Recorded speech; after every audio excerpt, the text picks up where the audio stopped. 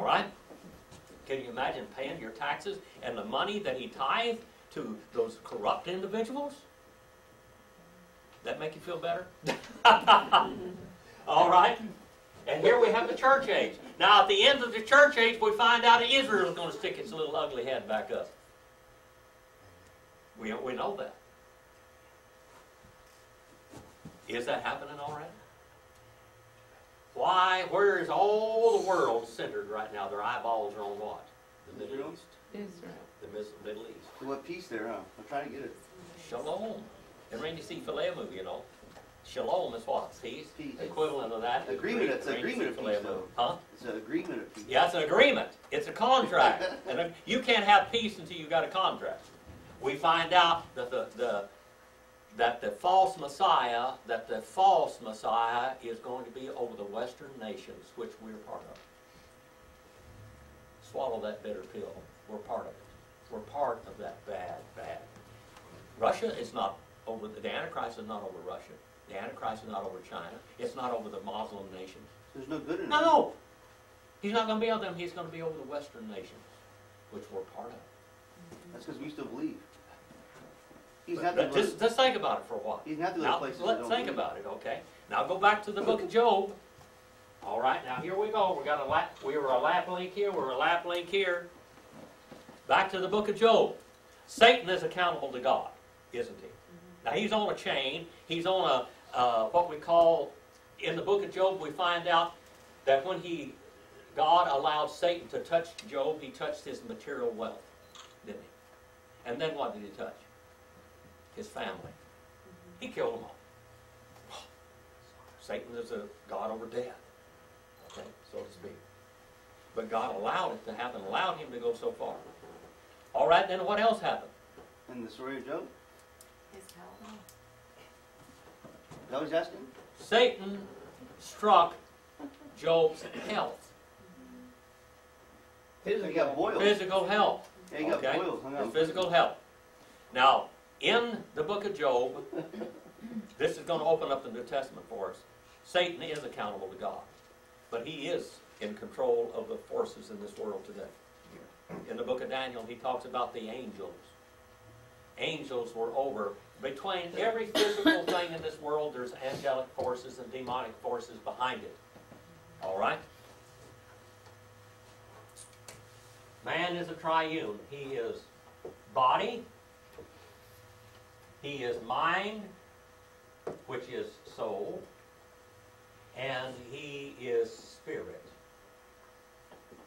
Now, when we're born into this world, we have the spirit of rebellion in us. When we're born again, God zaps that spirit out and puts his spirit in us. And we're indwelt and we're marked and branded for the resurrection. Betty Jean, that's beautiful because you know you're his forever.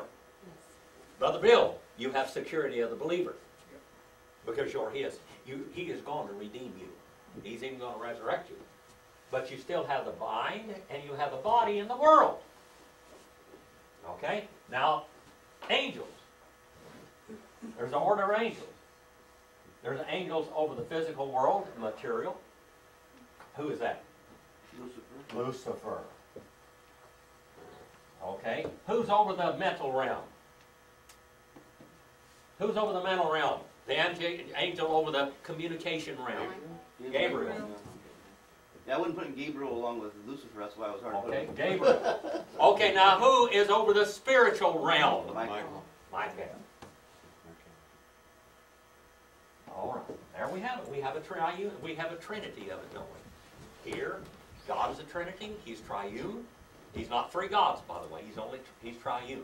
Okay. We are triune. We have a triune forces, and between these angelic forces, there's also spirituals, spirits. The spirits of God that minister for God are called spirits, ministering spirits. But what are the fallen spirits called? Demons. What? Demons. Demons. Demons. You can write all this down in your little notes. See, you have all this down for later. Because we're dealing in a physical universe, we're dealing in a mental sphere, and we're dealing in a spiritual universe, all coexisting at the same time. And God has a kingdom that he is over always in this earth. Now, what is God's kingdom on this earth today? What is his kingdom? Who is administrator of God's kingdom? The church. His churches. His true churches, they will teach the truth. Okay? All the truth. There are a lot of churches out there. When the Lord called his church out, Satan called 1,000 of them. So the, Simple as that. the- So there's a lot of error in the world today to confuse people on purpose, because Satan is the master of confusion. All right? We got a lot of cults. What does a cult do? A false religion. The first thing it does what? It attacks the person of God. Makes God a person that he isn't. All right? Changes God. Changes the nature of God. God is a God of love, but also judgment. When one thing that a cult will do, it'll change the nature of God, and it'll change the nature of eternal judgment. There's no hell, according to them. Oh, everybody wants to believe in heaven, but they don't want to believe in hell.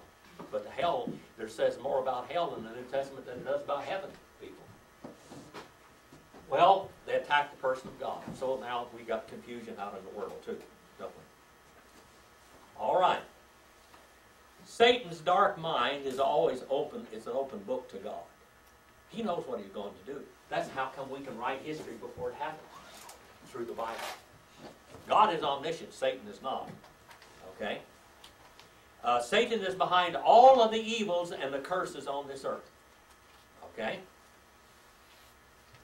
Satan can do nothing without divine permission. Why is God allowing him to do this today? Because what Adam did in the Garden of Eden, he handed it over to him. Jesus came back, and the first time he came back, he had to suffer and die because of Adam's curse.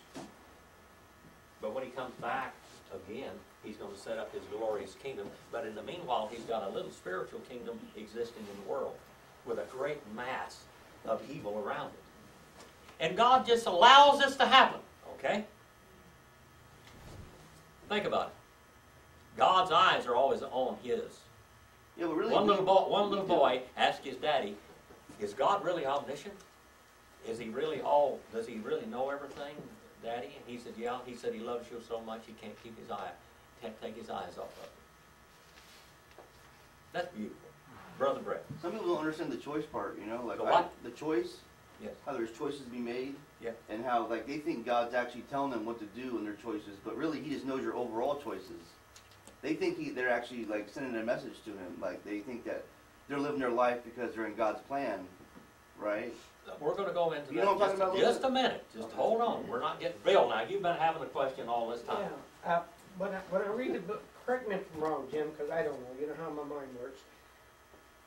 My idea of the book of Job is the reason that the devil wanted to do these things, and God allowed it. See, the devil couldn't see into Job's heart to see what it was. But God did. God could see into his heart to know which was sin. And he knew the beginning from the end. Satan thought he could insult God. See, the devil And he can't used- see in there, but one thing I've noticed in the Bible, whenever the devil is involved, it's always physical.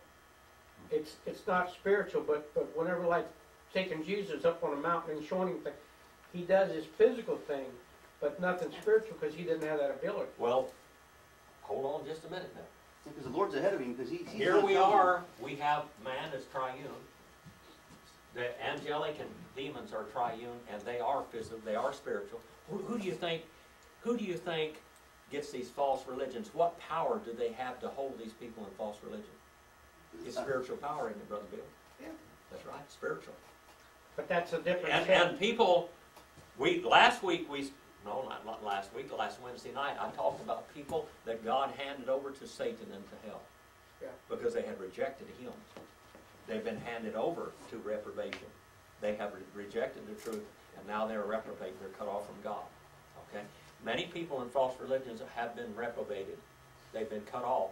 They have sold their souls to Satan, basically. Every now and then you see a miracle and God bring one of them out. All right. So there we are. Now let's go back to this problem scripture in the New Testament. All right?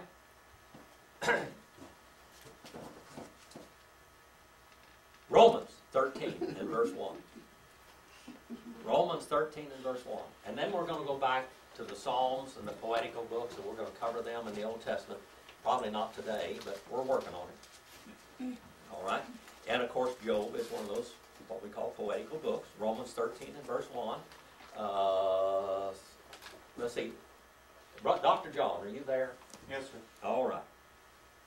Though I speak with the tongues of men. No, Romans 13 and verse 1. That's Corinthians. 1 Corinthians.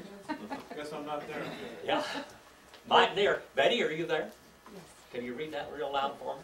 Let every soul be subject unto the higher powers, for there is no power but of God, and the powers that be are ordained of God. All right. Now that's really weird. That's talking about all governments. God, now, let every person be subjection to the governmental authorities. For there is no authority except from God, and those which exist are established by God. Okay? That's a pretty flat statement, isn't it? Now, let's go back to the period of time when Paul is writing this, and he's writing to the church at Rome, one of the most wicked empires in the world at that time. Corruption. Corruption. Total corruption. All right? Total corruption. They ended up finally chopping Paul's head off. And Paul was lucky because he's a Roman citizen because he got his head chopped off. Otherwise, they would have crucified him on a cross. The Roman government ended up killing almost all of the apostles except for John. Did you know that? This is the government that's set up by God. God is allowing it. What did God allow? Matthew 28, 18 through 20. Let's go look at that for just a moment. There's a misnomer there to begin with, right off the bat. Matthew 28, 18 through 20. Why did God allow that Roman government to come into power? First of all, what did the Roman government do? They called Joseph and Mary to go to Bethlehem, didn't they? So Jesus could be born in the right place at the right time. Who ordered that? The Roman government. Who was over the nation of Israel at that time? Who even helped set up Herod, the impostor on the throne of Israel? I don't know, Pharisees. That's right. As a Roman government. Okay. Let's go on. Matthew 28, 18. Sister Andina. All authority has been given to me in heaven and on earth. Go therefore and make disciples. Okay, now there's a problem there with that right there. It doesn't say go therefore, does it? In the original language. The original language it said you're going to be scattered out. You will be scattered. All right? In Matthew 28, 18 it says, there's where we get the Great Commission. But the Great Commission is not go ye therefore. The church was going to be scattered. Absolutely. You will have been scattered. And after you've been scattered, what do? Multiply. Make disciples. Mathetes. Spiritual or habitual learners. That's what we're doing today in Sunday school. We're making disciples today. Okay? Making disciples is the Great Commission. But the church was going to be scattered, and God is going to use the Roman Empire to do it. To scatter it all over. And you know what? Persecution is one of the things that purified the church. Do you know that? Once the persecution stopped, the church started getting more corrupt. And the church became, and the state became one. And watch out today, people, the way things are going, the church and the state are going to become one. That's right. Augustine, or Augustine as some people like to pronounce his name. August. Huh? So we have August. August, yeah. In Spanish, Augustus Caesar is how we got August. Oh, different. Augustine, yes, different one. Okay. Okay? Sister Andina. in Spanish, Agustín. Augustine, yeah. Augustine, you know, he was a Catholic leader. That Catholic leader called for the destruction of the nation of Israel. Did you know that? He called for the destruction of the nation of Israel. And by Augustine's help,